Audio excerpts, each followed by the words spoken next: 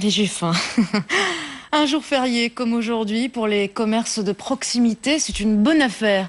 Les grandes surfaces étant fermées, ces magasins réalisent de bons résultats. À Bruxelles, le reportage de Quentin Keupens et Dominique Chocart. Si le terme férié s'associe plutôt au repos, pour d'autres, c'est surtout l'occasion de travailler à plein régime. Il ne nous a pas été difficile de trouver plusieurs commerces de proximité ouverts ce 11 novembre. Les grandes surfaces étant fermées, le client doit faire ses courses pour le lendemain. Donc il a 3 jours par exemple maintenant pour le planifier. Et nous on prend la part du gâteau.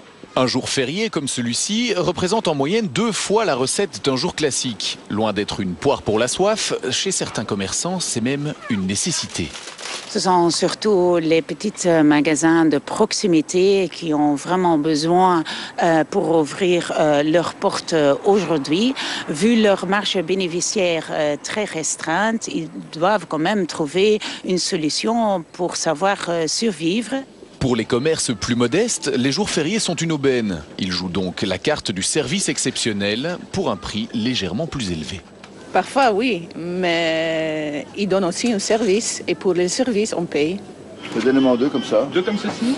Ce gérant indépendant enregistre 30% de clientèle en plus lors d'un jour férié. Mais il faut aussi offrir le service. Pas facile de trouver des employés disponibles. Dès lors, ce sont les étudiants qui prennent le relais.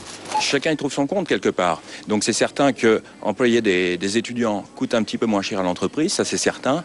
Maintenant, on est quand même des grosses structures et nos marges sont relativement faibles et il faut vraiment qu'on se trouve un équilibre. Si le nombre de commerces de proximité a tendance à diminuer, adapter les horaires semble être une solution pour rester dans la course.